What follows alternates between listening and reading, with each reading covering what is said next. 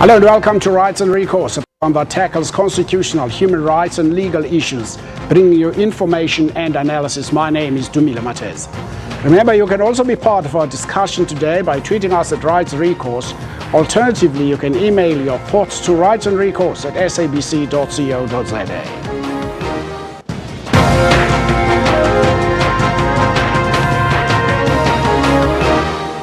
The South African Constitution has been lauded as a pioneering legal endeavor in a country coming to grips with the uncertainties of a transition to democracy that was by no means certain to be successful. The Constitution came to acquire an almost mythical status as a beacon of hope for the country's future, both as a protector of vulnerable groups and as a means of advancing the previously oppressed.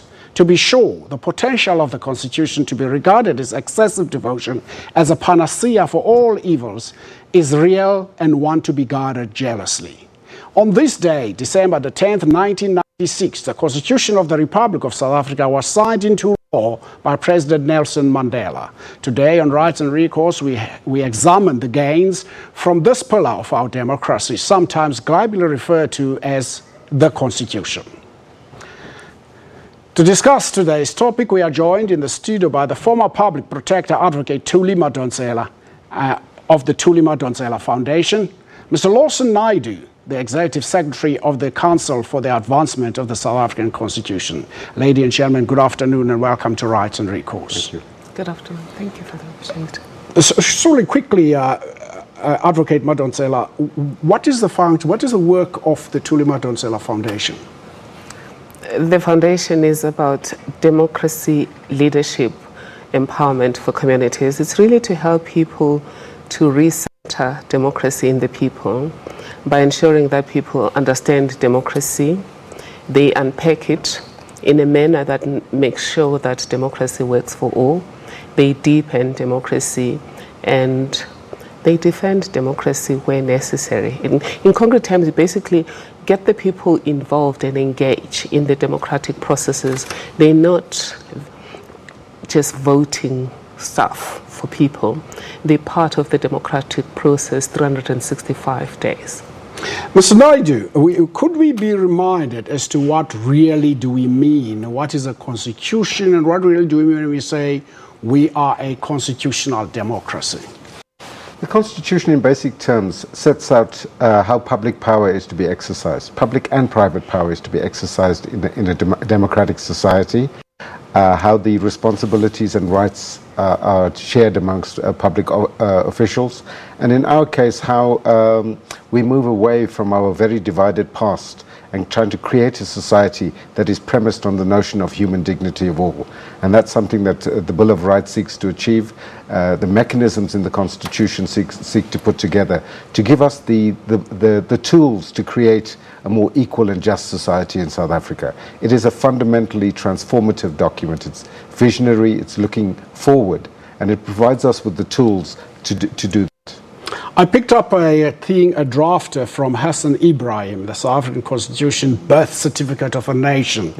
He was one of the drafters of the Constitution. He says, and I quote, "At its very core, a constitution is little more than a set of rules by which a country is governed." It goes on to say, more directly, a constitution is about power, what power is wielded, and who is wielding that power, and over whom it is to be wielded in the governance of a country. That is certainly true. How do we guard against that power being misused? Do we use the same Constitution? Indeed, I think the Constitution, again, as I say, provides tools for that in terms of the principle of the separation of powers. There are checks and balances within the Constitution to ensure that the three arms of the state exercise their powers in terms of the Constitution. And Section 2 of the Constitution is very clear. It talks about the supremacy of this document and that any conduct that is inconsistent with it is invalid, whether it's by the legislature or by the executive. So there's checks and balances. We have the Chapter 9 institutions that provide additional checks and balances and seeking to promote the rights of ordinary South Africans. So there's a very extensive range of institutions created through the Constitution that are there designed to prevent the abuse of public power, particularly at the expense of the poor and the vulnerable. In the opening stanza, Advocate, we talk about the Constitution being the panacea of everything. Is that really?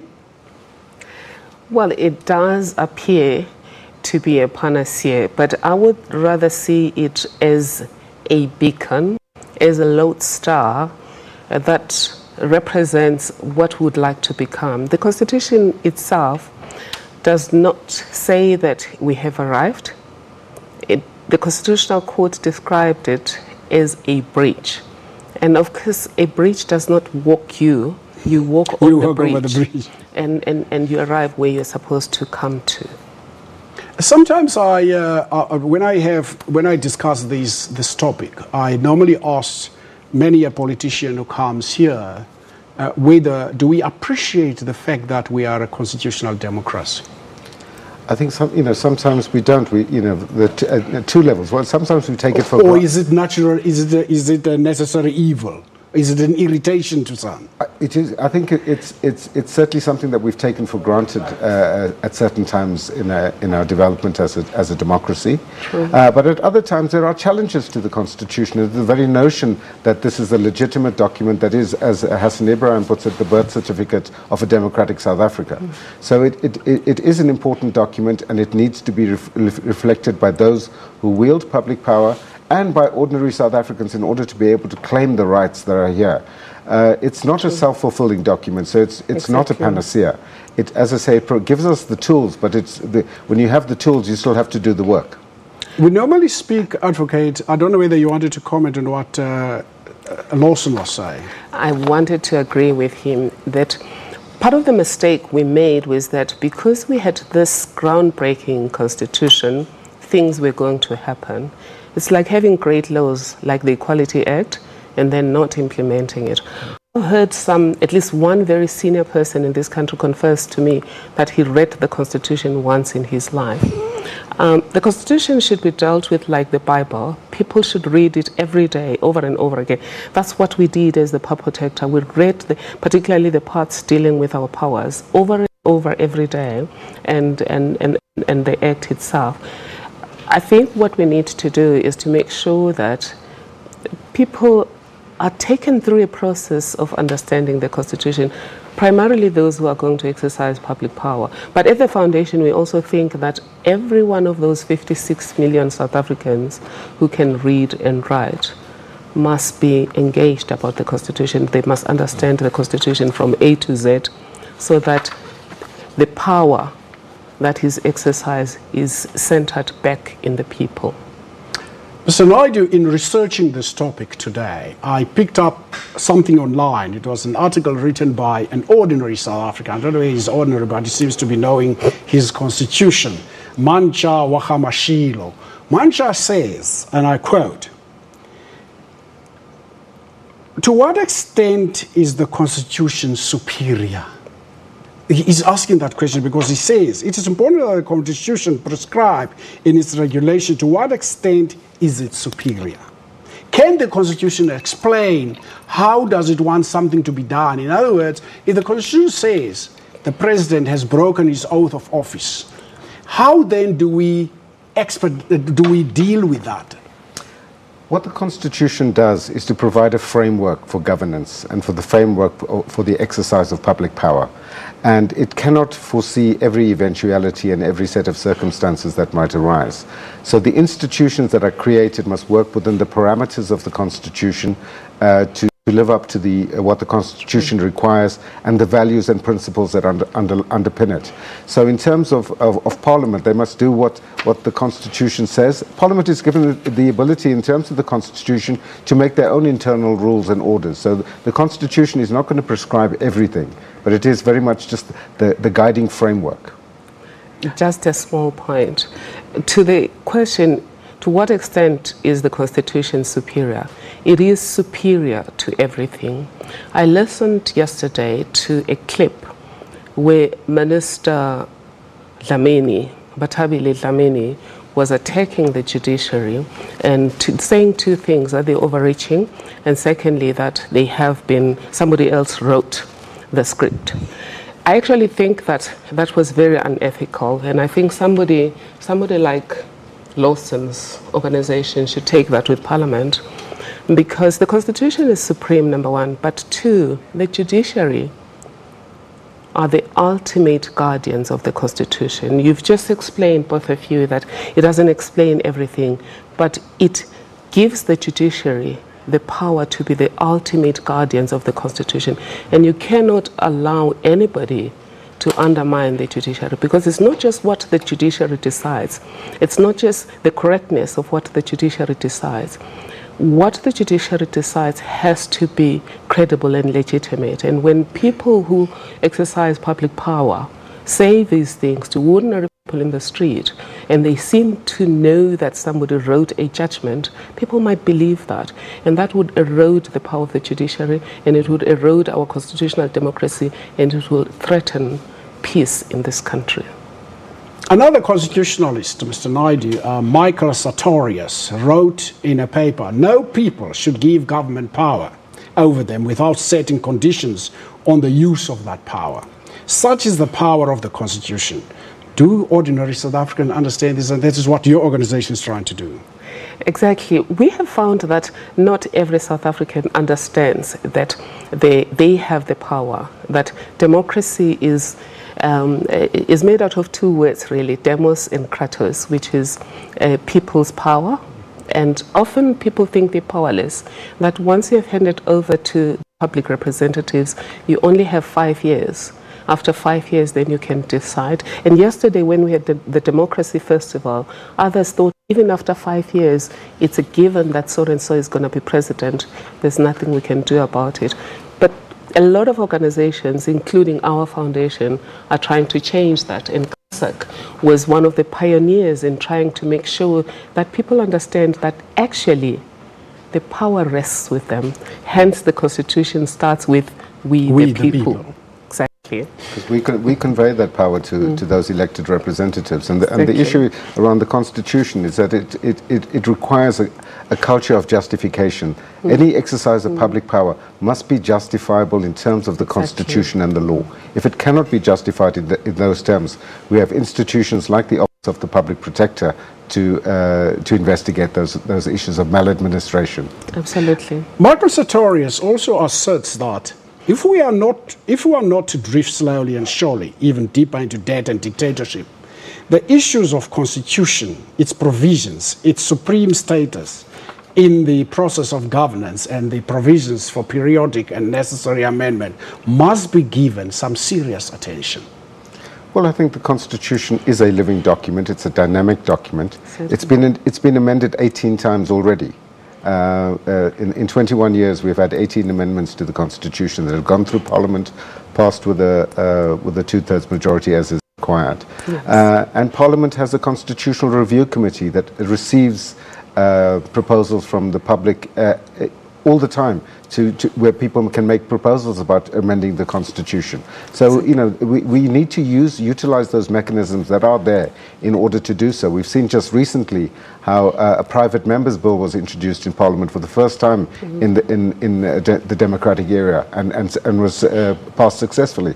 So, you know, we must use the mechanisms that are available to us to strengthen and build this democracy. Well, the private member's bill that was passed is the one that says males can also be given paternal leave to look after the baby and not only the women. If you'd like to join in today's discussion, you can call us on 011-714-5497 or 5498 or tweet us at Rights and Recourse. Alternatively, you can always email your thoughts to rightsandrecourse@sabc.co.za. Stay with us.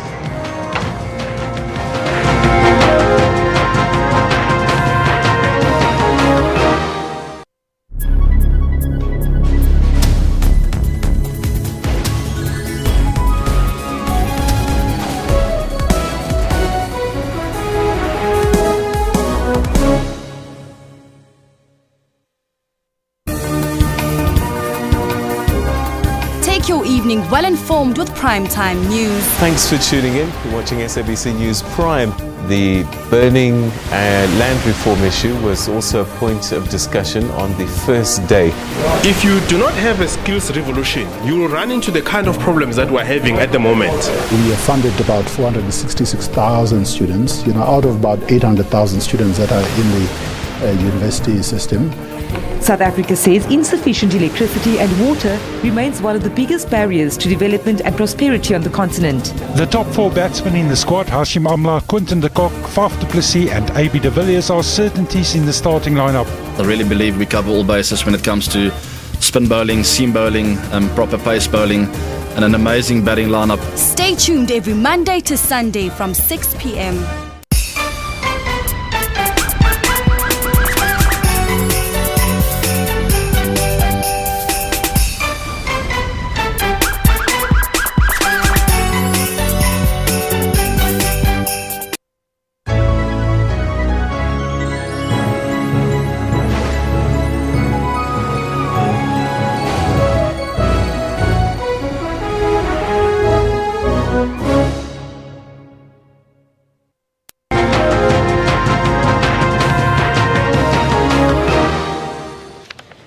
Touch briefly on separation of powers while still considering the National Assembly's approach to the remedial action. The executive, led by the President and Parliament, bear very important responsibilities and each play a crucial role in the affairs of our country. They deserve the space to discharge their constitutional obligations unimpeded by the judiciary, save where the Constitution otherwise permits. This is so because the judiciary is but one of the 3 branches of government. It does not have unlimited powers and must always be sensitive to the need to refrain from undue interference with the functional independence of other branches of government. Courts should not interfere in the processes of other branches of government unless otherwise authorized by the Constitution. Well, that's the Chief Justice Mogoeng talking about a subject what we're going into now, the separation of powers doctrine. There's always been this thing that judges are always being accused of overreach, as the advocate said earlier. But I want to go back to, I heard what, you can comment on what the Chief Justice said, but I want to go back to something. In its very first certification judgment, the Constitutional Court concluded that as the separation of powers doctrine is not fixed or rigid constitutional doctrine, is not a fixed and rigid constitutional doctrine, it is given expression in many different forms and many subject to checks and balances of many kinds. It can thus not be said that a failure to separate completely the functionaries of the executive and the legislature is destructive to the doctrine. Indeed, there's always some overlap between the powers of the 3 arms of the state. And in a healthy democracy, such tensions are useful because it's those very tensions that serve as a check and balance on the abuse of power by other arms of the state. But in terms of the South African constitutional dispensation, the Constitution is supreme, and the ultimate arbiters and determinants of what the Constitution says are the courts. And where the legislature and the executive stray from the mandate of the Constitution, the courts will hold them to account. And that is their responsibility, and that is their duty. That's the power that we have given to judges. That's true. You wanted to comment on that too? Yes, it boils down to constitutional democracy. Earlier on, you asked if we always understand what is constitutional democracy. Constitutional democracy is different from parliamentary democracy in that ultimately the courts have to make the decisions in order to protect the Constitution. And Justice Mogoeng put it very nicely. The judiciary should never interfere unnecessarily. The judiciary only steps in when things have failed in order to protect the Constitution. And you also mentioned earlier that the Constitution is there really to regulate how public power is exercised. I would add that also how public resources are managed. When these other branches of government have failed to do what they're required to do by the Constitution, the courts have to step in. Regarding the doctrine of separation of powers, we have to read it within the context of a purposive interpretation of the Constitution. What is the purpose of the Constitution? Is to regulate the exercise of public power. So none of the three branches of government have power for its own sake. And they often argue like that. They have power in order to discharge their responsibilities to serve the interests of the people of South Africa. When they are unable to do so, the courts have to step in to make sure that public power is still exercised in accordance with the law and the Constitution and in the public interest. May I just add to that, because I think it's important. Those that complain about judicial overreach really are saying that the executive should have unfettered power. And that is not permissible in a constitutional democracy. Certainly. Because we are constrained by the Constitution. Exactly. And well, the president said he wanted to be a dictator for 3 months. Indeed. And we will not allow that in South Africa, because we are very proud to have fought for and attained a democracy that we're very proud of. But in terms of the cases that go to court, in the Nkandla case, in the SASSA debacle, in the nuclear case, matters went to court because of the failure of Parliament to hold the executive to account. If Parliament does its job, there's no need for the judiciary to step in. So I think people need to understand that the failure is in the other mechanism. That's why we speak of checks and balances. So if one fails to do its job, there's another institution there to plug that gap. The question I wanted to ask is, we're talking about two issues here. I don't know whether they're the same or mutually exclusive. The judicial overreach and the separation of powers doctrine. Which is which? Can somebody explain that? Well, I think they're part of the same debate, because those that, as I say, those that complain about judicial overreach are saying that the judiciary must leave government alone to govern, and because there's a majority party in Parliament, they can make whatever decisions that they like using that majority. That is not the case, because the Constitution must be respected at all times.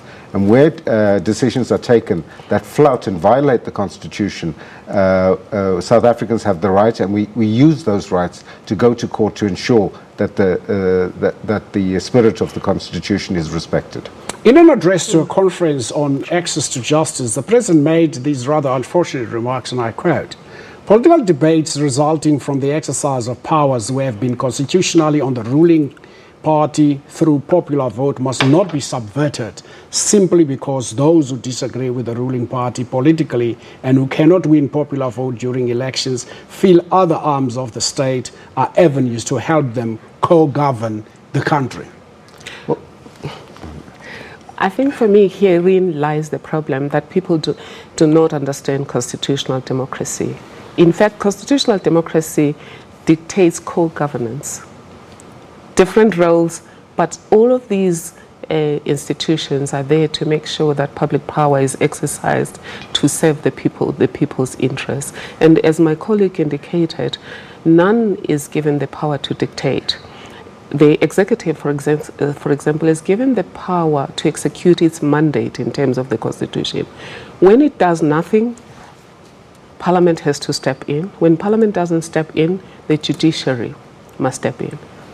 If the executive does what it's not supposed to do, again, Parliament must step in. If Parliament doesn't, the judiciary must. But I want to add that from our foundation, we believe also that one missing part of this debate has always been social accountability. People have subcontracted democracy to courts, politicians, and lawyers. And we need to make sure that people come in. And one of the ways that could happen is amend the Constitution and bring in referenda in certain cases, and also review proportional representation, because what disempowers the people is the fact that they have no direct link to the people who exercise power in their name. Let's take this call from Dudu from Johannesburg. Dudu, good afternoon and welcome to Rights and Recourse. Hello, is Mduduzi there? Good day, how are you? Fine, thanks. How are you, Mduduzi? Hello? Yes, Mduduzi, we can hear you. Yes, I'm there. Can you hear me? Yes. I'm fine. Can you hear me? We can hear you. Yeah, I just want to find out something about judicial overreach.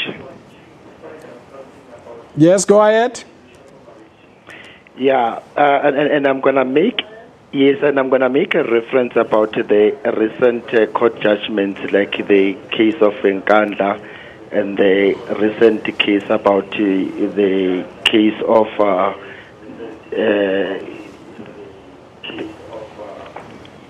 Sean Abrams and President Zuma. Go ahead, Mduduzi. Yes. So I just want. Yes. Okay. It's fine. My question is, the Constitution gives the President powers to appoint the commissions of inquiries, and then on the other hand, you find the Constitutional Court ruling that a commission must be appointed by a Chief Justice, and on a separate case again, we had the case whereby they say the president is conflicted to appoint, and then the deputy president must actually make an appointment. Thank you, Mduduzi. We heard your question. You heard your question. Mduduzi is actually saying that the Constitution gives the president the right to appoint the NDPP. The president is also given the right to set up a commission of inquiry. Why would anybody, I think the advocate here made that request in the Nkandla report, comfort and secure in comfort, that the judge didn't take away the right of the president to set up the commission. Then said that the chairman of the commission was selected by the Chief Justice. Do you want to speak about that again? And thank you that you've already explained that, Dumisa. To the dear colleague Mduduzi, I didn't make a decision that the Chief Justice must appoint the judge. I said the president must appoint the judge that is selected by the Chief Justice. And the idea was to navigate the problem of conflict of interest. The reality is the president does have a conflict of interest. The investigation that resulted in the state of capture report was primarily about the president's conduct, allegedly allowing his family and the Gupta family to co-exercise the power to remove ministers, to appoint ministers, and to appoint people in boards. So he was at the center of that investigation. The Commission of Inquiry is going to conclude that process, given the fact that I couldn't get the answers I needed. Do you want to add to that? Indeed, I think the Constitution very clearly speaks to the issues around conflicts of interest. Yes. And this is particularly pertinent here. So you're absolutely correct to say that the Constitution gives the President a power to appoint the NDPP, to appoint a Commission of Inquiry. But where the President faces a conflict of interest between his personal interests and his public functions, he's unable to then exercise that power in a manner that is to be respected by the public at large. And therefore he's precluded from doing so, and then we need to find mechanisms to do so. So Advocate Madonsela then recommended that the Chief Justice must select the person who will preside over the Commission of Inquiry, because the President is unable to do so because he is personally conflicted. Similarly, in the NPA case that was heard in the Gauteng High Court on Friday, or that was judgment was delivered on Friday, the court found that because the President has a conflict of interest, because he's facing criminal charges, live criminal charges of fraud and corruption, he is therefore precluded from appointing a National Director of Public Prosecutions. And in terms of the Constitution, that power should now be exercised by the Deputy President. And so it's constitutionally compliant. It is using the mechanisms in the Constitution to find solutions to the particular sets of circumstances that we face. We could not have envisaged, when this document was being drafted, that we would have a president that is facing fraud, corruption, racketeering and tax evasion charges. That is validated by Section 90 of the Constitution, where Section 90, subsection 1, that says, when the president is absent from the Republic or otherwise unable to fulfill the duties of president, or during a vacancy in the office of the president, an office bearer in the order below acts as president, the deputy president, a cabinet minister designated by the president. But let's take that line that says, when the president is unable to fulfill his duties as the president. And that's exactly the case here. Because of the conflict of interest, the president is unable to exercise that power in the manner that the Constitution envisaged that power to be exercised in the national interest. Let's take this call from Dr. Mlawa. Dr. Mlawa, good afternoon and welcome to Rights and Recourse. Good afternoon. How are you, my brother? Fine, thanks. How are you? I'm good. I'm fine. I just want to ask a question. I fully agree with the court on the basis that they are saying the deputy president, as much as the deputy president is working in the office of the president, that is my understanding. That is why the court says if the president can do that, why not the deputy president cannot do that duty on the basis that he's in the office of the president? I don't see any wrong on that particular matter because obviously the court says the president is conflict in that particular matter there. An interesting thing that is brought up by the doc there, he says he sees nothing wrong because the deputy president is part of the presidency. Indeed, and it's the appropriate place for that power to now be exercised in the instance where the president is unable to do so. It is what the court has called a just and equitable remedy in the circumstances. I'd like us to, after the break, to go to the role that is played by Chapter 9 institutions and look at the Chapter 9 as how they functions. If you'd like to join us in today's discussion, you can call us on 011 714 5497 or 5498 or tweet us at Rights and Recourse. Alternatively, you can send us an email on rightsandrecourse@sabc.co.za. Stay with us.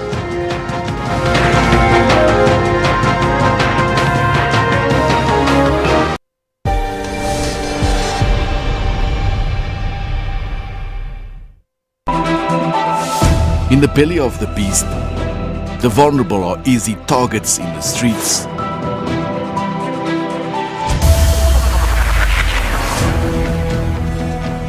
Marauding gangs terrorize communities mercilessly.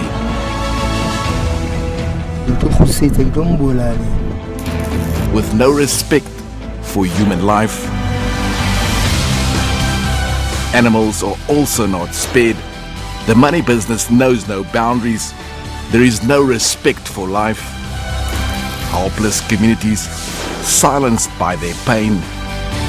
Can their last defense be in time to the rescue?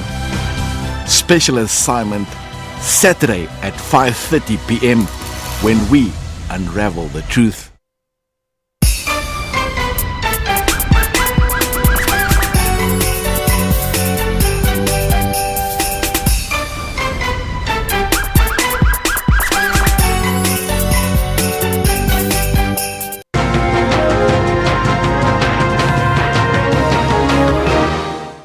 President Zuma would be clearly conflicted in having to appoint a national director of public prosecutions, given the background to which we have referred, particularly the ever-present spectre of the many criminal charges against him that have not gone away. It is declared that as long as the incumbent president is in office, the deputy president is responsible for decisions relating to the appointment, suspension, or removal of the National Director of Public Prosecutions. Well, the Judge President of the North Gauteng High Court, Judge Mlambo, validating or just emphasizing on what we are talking about before we went to a break. Let's go back to, there's a caller from Cape Town, I'm told. Good afternoon and welcome to Rights and Recourse. Good afternoon, Freddie. Hello, my name is Freddie from Cape Town. Good day, sir. I just want to say I need to back up a little bit because one of your panels said we cannot foresee something. We got to sit down and foresee. You can foresee. Then somebody said the so-called the Rainbow Nation. Do you know that the rainbow hasn't got black, a rainbow hasn't got white, and the rainbow hasn't got brown?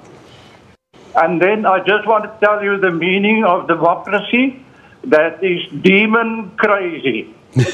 Thank you. Thank you, Freddie. I think Freddie's first point, that's what I took out from that rambling he made. The first point that we should foresee, in other words, we should make our leaders should call them to account. That's what he's saying. We should be prepared to call our leaders to account. Indeed, and I think institutions of governance and political parties have that responsibility as well. Political parties must choose leaders that respect and will uphold the Constitution, people that are of the highest standards of ethics and integrity. That's a responsibility not just on Parliament, but on political parties as well. So, you know, maybe Freddie's crystal ball will help us to do that in future. Advocate, what is the role of Chapter 9 institutions in the advancement of our democracy? And what powers do they exercise, and how can the citizenry make use of them? Chapter 9 institutions are there to support and strengthen constitutional democracy. They have different roles. For example, the public protector protects the public by giving the public protectors. Yes, it doesn't protect the executive or any other person. Protects the public by making sure that it amplifies the voice of the people. When people feel that government is not doing what it's supposed to do in terms of delivering according to the pillars of the Constitution, or is exercising power wrongly, the public can go to the public protector, and the public protector investigate. Could be corruption, as was the case in state capture in Gandla, or it could be just service delivery, water not provided, electricity, or overcharging, or anything, even something as casual as rudeness, which is important for protecting human dignity. Auditor General makes sure that we operate according to the rules. The finances of the state are dealt with in accordance with the Constitution and in accordance with the laws of the land, and the accounting is done properly. The IEC, the Independent Electoral Commission, has to make sure that our elections are run independently, they are free, they are fair, and there's proper participation. The Commission on Gender Equality is responsible for advising, for monitoring, and educating to ensure that whatever is done in our country promotes equality between women and men. The other thing, the advocate reminded me of Section 27 of the Constitution, and that is why we have an NGO called Section 27 to see to it that these, and to show the role they played in the life as a Dimeni issue. Indeed, I mean, I think the issues around protecting and promoting rights in the Bill of Rights, including rights of socio-economic rights, right to education, health and housing and so on, are important aspects of our constitutional framework, and we need active citizens and organizations in the civil society space, such as Section 27, who take up those fights in the way that CASAC and others do as well. So this is an important part of that. Just to add one point in terms of what Advocate Madonsela said about the Office of the Public Protector, it's also there to provide access to justice without having to go through the courts, because the formal court process is incredibly expensive and it eliminates most of the people from that. So if you are wrongly done by an official in government, whether it be Home Affairs or a traffic cop, you can go to the Public Protector and they will investigate on your behalf at no cost. And it's an important tool of empowerment to ordinary people. I'm laughing because people will go to court because they know the other side will lose and they will win, and the other side will have to pay their costs. That's true. Well, but nobody pays with the public protector, and we saw Esidimeni, Judge Musenege, conducting an inquisitorial hearing. For me, it underscored the need to review our judicial process, the opportunity for people to look each other in the eye and talk about the pain and confront each other about the wrongdoing. That's what inquisitorial proceedings provide under the public protector, and we saw that in Esidimeni. It adds another dimension which is beyond money and beyond monetary repair of the problem. I think the use of these alternative dispute resolution mechanisms is critical, particularly from a nation-building perspective. Exactly. And that's exactly what the Department of Justice normally talks about. The other question around this issue, the Gandla judgment confirmed the importance of the Chapter 9 institutions. In 2007, however, Parliament constituted an ad hoc committee led by the late Professor Kade Osman to review the Chapter 9 institution. Among the views that there should be a single institution, should be formed, but many thought that this was largely driven by the fact that some of these institutions that were articulated here very well by the advocate were lying on their laurels and not doing their work and failing to exercise their mandate, and these ended up being performed by others. As a result, people were saying in Parliament we should have one institution that looks at all of these things. Well, I think the proposal was that you would have one institution looking at the rights issues. So the Human Rights Commission, the Gender Commission, and the Commission for Cultural, Linguistic and Religious Rights would form one body. And you'd bring the youth and disability issues into that umbrella. Obviously, the other bodies, the Auditor General, the IEC and the Public Protector, are separate issues and would remain standalone ones. And it was really that review that was conducted by Professor Kader Asmal and his team in Parliament was really saying, in 2007, what have we learnt in the 13, 14 years of our democracy in terms of the functioning of these institutions? Are they doing the job that we envisage that they would be doing? Do we need to look at them? Should we rationalize, for example, appointment procedures, issues of remuneration, terms of office, and so on? So it was a very far-reaching report, which unfortunately has not been engaged with us yet. There was a process that started earlier this year where Parliament called for public submissions on how to take forward the recommendations in the Asmal report. But again, it appears to have stalled. But it is an important piece of work that was done by Parliament that we need to engage with in order to strengthen Chapter 9 institutions. The other important work is the work that's been done by President Kgalema Motlanthe with his high-level committee that looks at how the legislation has impacted, especially on the poor, since 1994. For me, that's extremely important because part of the social pact in the Constitution is that democracy should free the potential of every person and improve the quality of life of every person, and that process is trying to look into that. But I suspect that we will need more research into doing that. At the risk of advertising my own work on social justice, that's what I'll be looking at, the impact of laws, particularly the general laws, because often as we advance democracy, we give with one hand, which is the specialized laws on gender, disability, race, etc. We give, and then we take away with the general laws when they don't take into account who is situated where. And on this day, on International Human Rights Day, that's something we have to think about very seriously. And the Constitutional Court is trying to get us to do that. I wanted to just steal a moment because my colleague Lawson said that some people need to know their rights, and I agree with him. The Department of Justice, I think working with Constitution Hill, have produced this very small thing. It gives everyone every right, and I think it gives everyone a summary of all of the rights that you mentioned earlier in the Bill of Rights. And for me, it's going to be important that people don't just rely on Section 27 or they don't rely on Chapter 9 institutions. They themselves know what's written. You know, Christianity became democratic the moment somebody decided, I think it was Luther, that we should all have copies of the Bible and we should all read the Bible ourselves.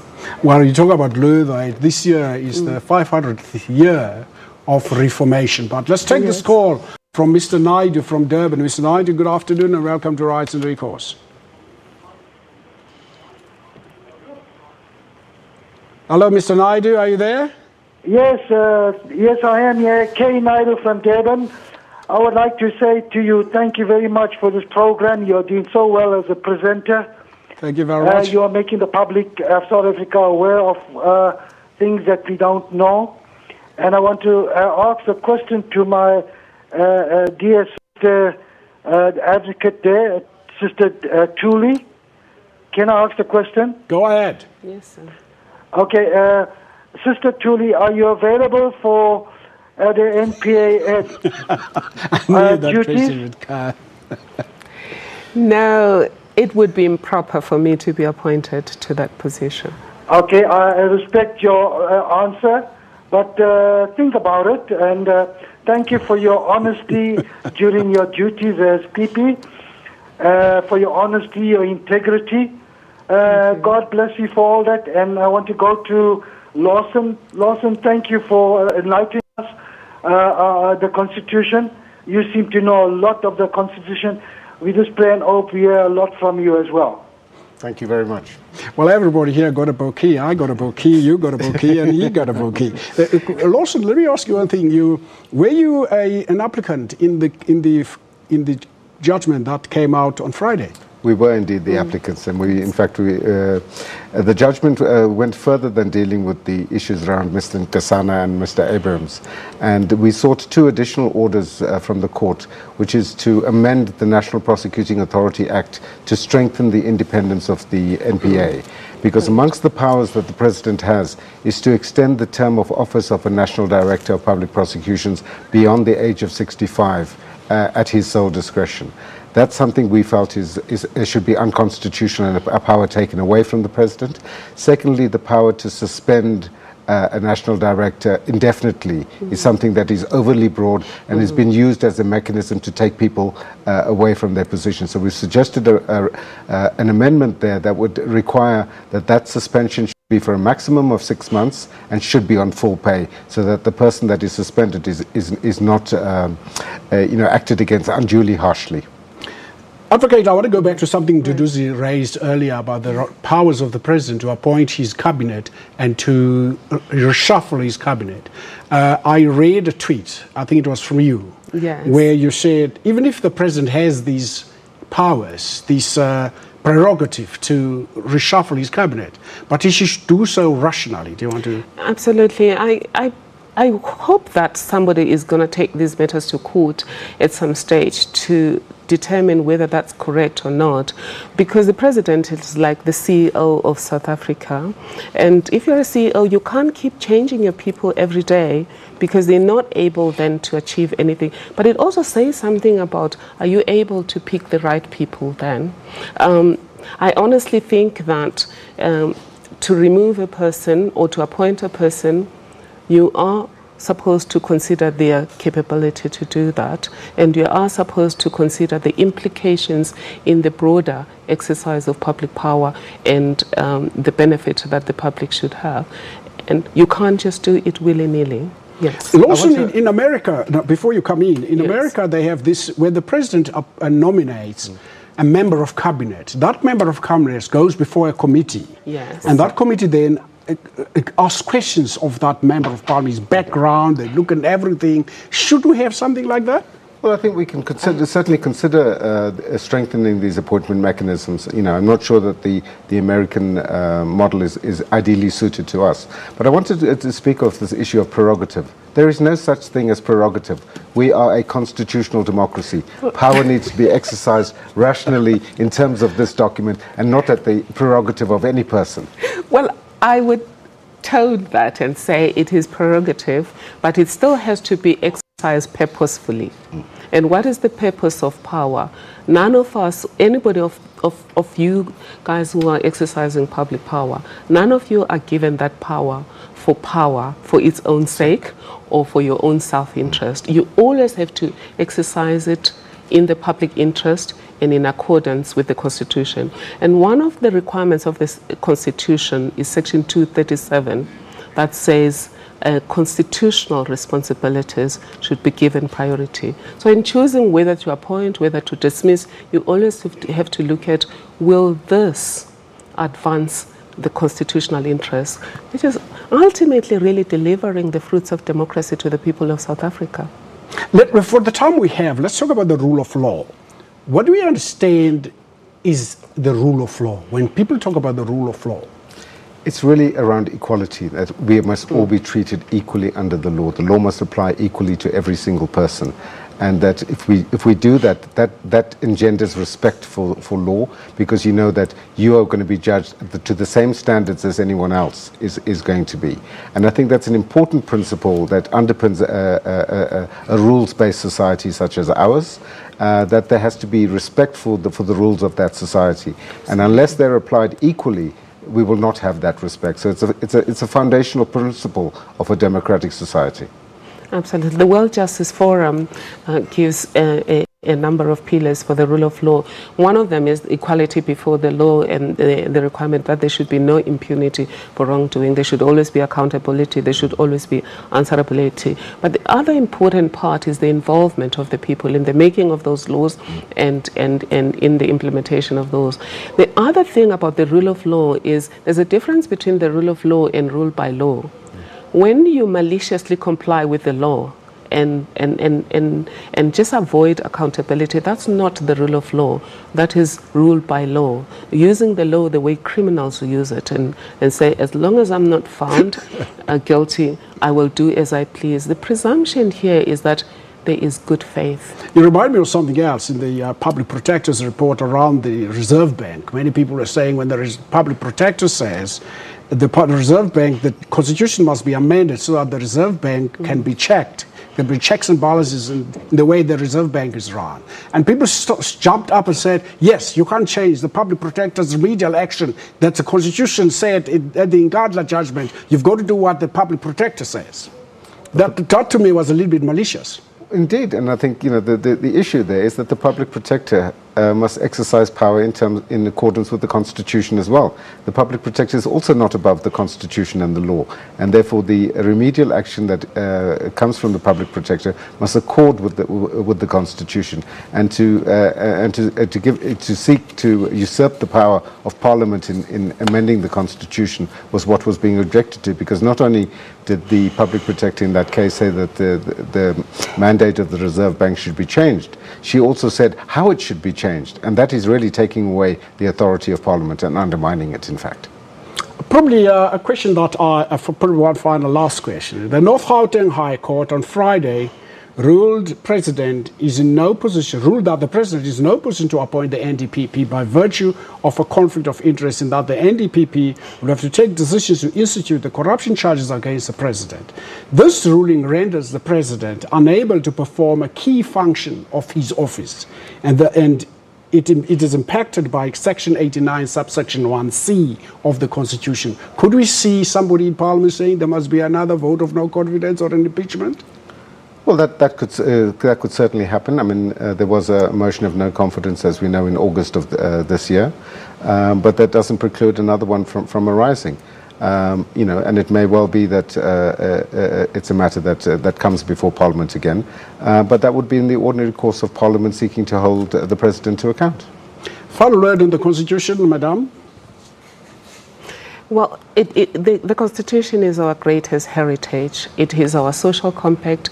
It's what guides us as we're trying to create a better society and moving away from the dark society we came from. It would help if the leaders we have placed in public power respect the Constitution substantively, not just formally. The work of KSAC, what does it entail? Well, it's really about advocacy and lobbying around constitutional issues and taking up issues that we believe strengthen constitutional democracy in South Africa, issues around, I think, the critical issues around public accountability, and as we've been discussing here, how public power is exercised, and that it must be exercised in the public interest and in the national interest, in the interest of the state. So it's really about educating people, holding public power to account, and on occasion litigating when the need arises.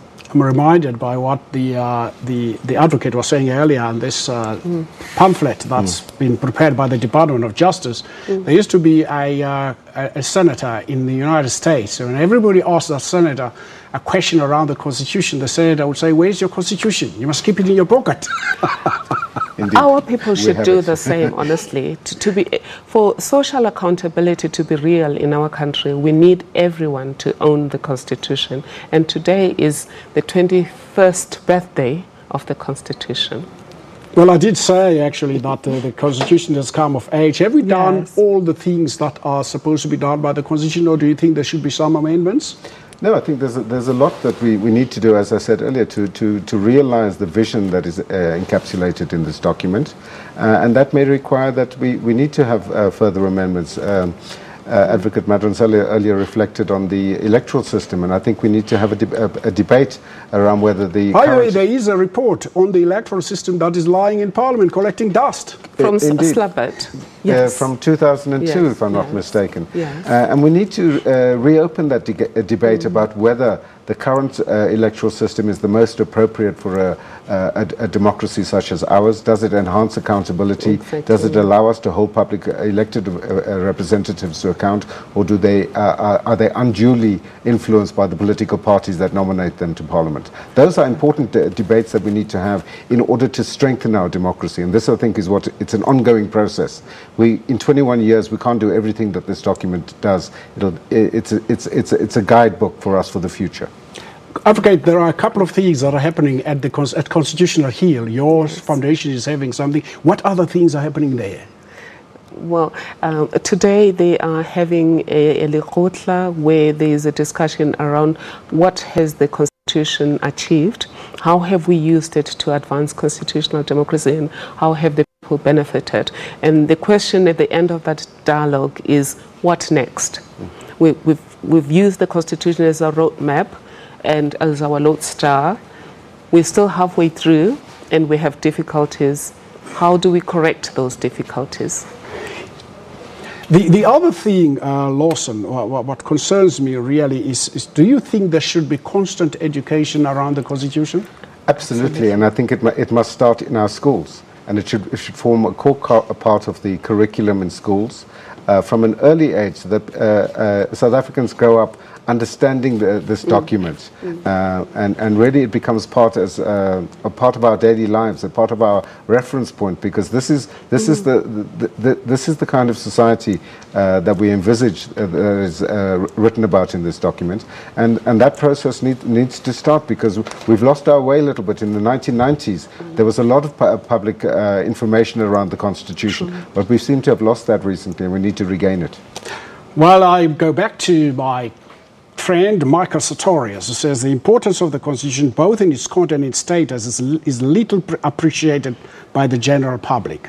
We, the people, must never forget that the basic fact that we have as a price of social development and stability, either delegated or devolved by default, a substantial area of control over our lives to our governments. And we should bear constantly in mind that there is no form of government yet devised or devisable which can be trusted to function successfully and honestly without the discipline of clear constitutional rules laying down the essential principles to which governments can be held accountable. This has been Rights and Recourse. The program is repeated at 5 on Monday morning. From all of us in the studio, thank you very much to our guests, and if we are not going to see them, a happy and a prosperous New Year and a Merry Christmas. To all of us, bye.